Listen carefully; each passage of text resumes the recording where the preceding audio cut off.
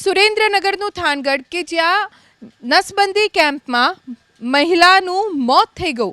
ડોક્ટરે ચેકો માર્યા બાદ મહિલાની તબિયત અચાનક લથડી અને બાદમાં મોત થઈ ગયું।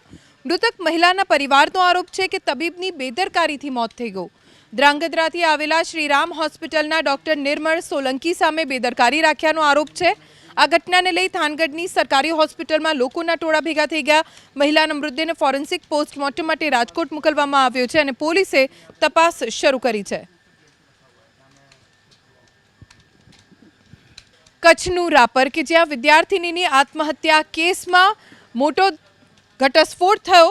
પ્રિન્સિપલના ત્રાસથી વિદ્યાર્થીની આત્મહત્યા કર્યાનો આરોપ। 15 વર્ષીય વિશ્વા પરમાર નામની વિદ્યાર્થીની ધોરણ 10માં ભણતી હતી। 17 જાન્યુઆરીએ તેણે પોતાના ઘરે ગળે ફાંસો ખાઈને આત્મહત્યા કરી લીધી। પરિવારે દફનવિધિ પણ કરી નાખી। બાદમાં તેના રૂમમાંથી સ્યુસાઇડ નોટ મળી આવી, જેમાં વિશ્વાએ સરકારી હાઈસ્કૂલના પ્રિન્સિપલ જિજ્ઞાસાબેન ચૌધરી ત્રાસ આપતા હોવાનું લખ્યું છે। વિશ્વાના માતા પિતાએ પ્રિન્સિપલ સામે ફરિયાદ નોંધાઈ છે, જેના આધારે પ્રાંત અધિકારીની હાજરીમાં દફનાવાયેલો મૃતદેહ બહાર કાઢી પોસ્ટમોર્ટમ અર્થે જામનગર મોકલવામાં આવ્યો છે।